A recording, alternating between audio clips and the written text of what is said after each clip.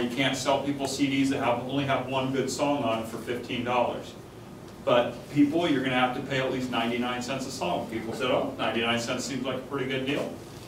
Music industry said okay, and they brought it together. They created a little place for it, iTunes. They made it portable through with an iPod, and they organized the industry, and that stole away the whole thing. And the industry of natural products is no different. If we look at the industry of natural products today, it's a $100 billion industry. But there's no single dominant player. There's no one company in natural products that owns the channel. So if we look at a channel that's been organized that's very similar to it in terms of its structure, we could look at the pharmaceutical industry. That's a $350 billion industry, and I'll show you the two because it's really a good example of what we're trying to get accomplished. You have a $350 billion industry compared to a $100 billion industry. In this industry, you have only a handful of companies. Who are the pharmaceutical companies you know? Merck, Johnson Johnson. Johnson Johnson, Pfizer. These guys all own sizable portions of the $350 billion, right? And these companies are well-known companies. If you're a research scientist today, and you have a big breakthrough, you know exactly where to go with your breakthrough. See, these companies, they organize this by, a handful of companies organized it by using a very simple business strategy. And that was that they recognized right away it made no sense for them to invest in research. And they don't want to put money into a set of scientists and hope that they find something. So they said a better strategy for us is to let that research happen at the major universities.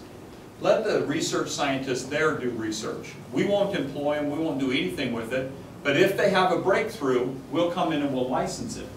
And they become a distribution channel for medical breakthroughs. And that's all they do. They focus all their effort and resources in building the distribution channel, letting the science happen at the major universities.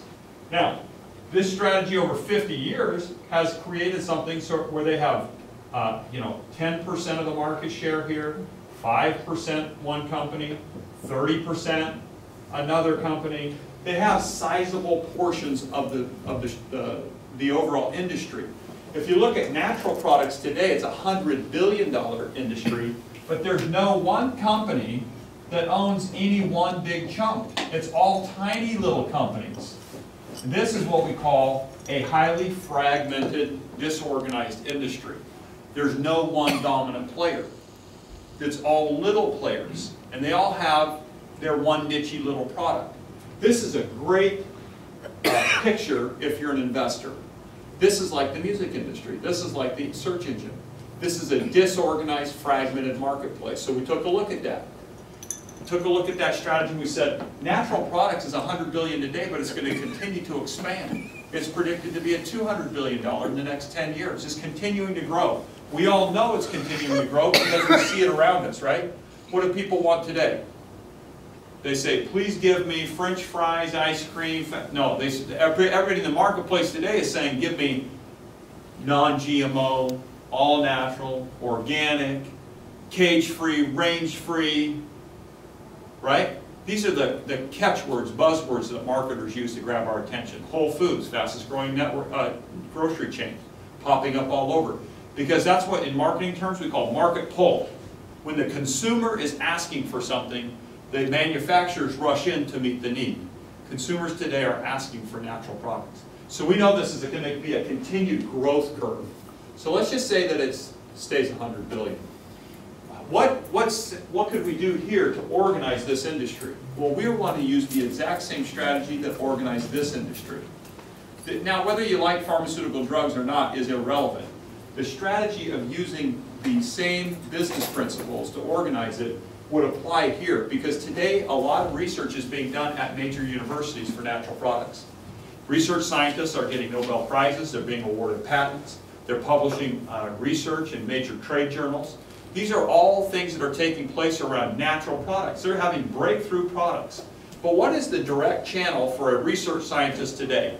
If a research scientist at a university has a breakthrough, they have published their research, they have a patent, they have won awards on it, what is it that they can do to bring that product to market? Where do they go? Well, if it was a medical breakthrough, they would know where to go. They'd go to Merck, or Pfizer, or McKesson. But if it's a natural product breakthrough, there's really no known channel. There is no one obvious company to go to. What they would do is today they have to go to a formulator, who then goes to a manufacturer, who then gives it to a retailer, who then sells it out. That's how they get the products to market, but it's a very indirect channel. Or if the research scientist wants to, he could just start his own company, and sometimes we see that, right? They pitch it as an infomercial to put it somewhere.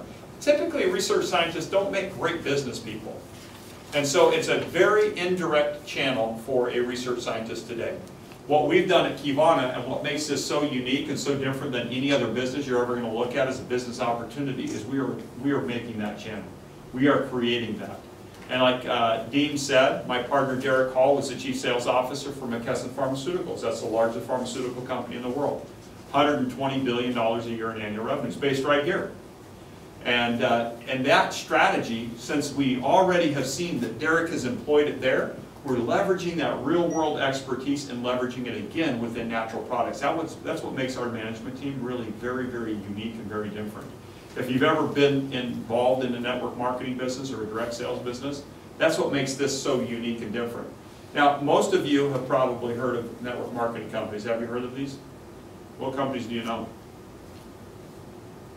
Melaleuca. Melaleuca? Amway? Amway. Herbalife? It's okay, they're not swear words, we just say Nu Skin, Mary Kay, Avon, right? These are the big companies within network marketing. What is it that they did to be able to expand and grow their sales year over year over year? They have one product or lots of products, all those companies? They all have a lot of products, right? Well, if you look at when they were started, when were those companies started? Amway started in the 1950s, Herbalife in the 1970s, Mary Kay in the 1960s, Nu Skin in the 1980s, Forever Living Products in the 1970s, Melaleuca in the 1990s. I don't think that they're, but there's lots of companies. If you look at the last 25 years, there hasn't been a breakthrough company. There has not been one company in network marketing that has been able to sustain growth. And let me tell you why. They have all for the last 25 years used the same product strategy. They have what we call a hero ingredient, a single product strategy. They have a one something that is the one end-all be-all. Now, when you have a company that's based on a product strategy, a single product strategy, all products have a life cycle, right? All products are introduced to the market, they go through some kind of a growth phase, they plateau at some point, and at some point they decline. So if you have a product that has a known life cycle, right? And your company has a single product strategy, your company life cycle looks like your product life cycle. That's why in network marketing, when people get involved, they're like, oh, those never work. Everybody gets excited, everybody comes into town, and 3 to 5 years later, nobody can remember it. They've had to move on to the next company. The reason is because the product strategy has been limited from the very beginning. And what you want to do, if you look at the companies that were started back in the 1970s and the 1980s, when natural products was very new, and before those product categories had been commoditized, multivitamin was very new back then, right? These are new categories that they were bringing to market. This is natural products was a big swing, started to move, those people moved, those companies moved into place, they captured loyal customer bases right from the beginning, and they were able to bring out multiple product life cycles over time. And that is what grew the company decade after decade after decade after decade. Now, if you came out today with the exact same product strategy that those companies had in the 1970s and the 1980s, how successful would you be? Zero. Well, it'd be kind of tough. I mean, it's not new, right? That was 30 years ago. People know about that. You need to bring something new, and that's where the breakthrough strategy is so unique. It's not something that we're having to go out and educate people. This is stuff that's happening at the universities, and it gives us the ability to be able to take breakthrough product after breakthrough product after breakthrough after breakthrough, and you can see that as we build the channel and more science is conducted, more breakthroughs are given, more patents granted, more research published, more awards given, that the best of the best in natural products can provide you with a business that gives you growth curve after growth curve after growth curve after growth curve. And that's what makes this different than any other business strategy you're going to look at. Now, of course, people are going to get involved. As we organize this, and we gather up 10%, 15%, even 20%, we'll create the largest natural product company in the world. Now, obviously, people are going to see that, right? Our competitors are going to look at that and say, we want to get involved. We want to organize it too. We want to capture part of it. Well, they did medical breakthroughs too. But the oldest company, the ones that really invented it, McKesson, captured the largest percentage. They're by far the largest pharmaceutical company in the world. That's exactly what our first mover advantage gives us here. By inventing, by applying that strategy first, by putting the team together from the very beginning, we'll capture the majority of it. Now, other competitors will come in. But those people that build the channel with us, they'll enjoy a residual income that is unequaled in other industries. Nobody else in another competitive company will be able to capture the type of market share we will. And so I'm going to let Dean and Amber talk about the products.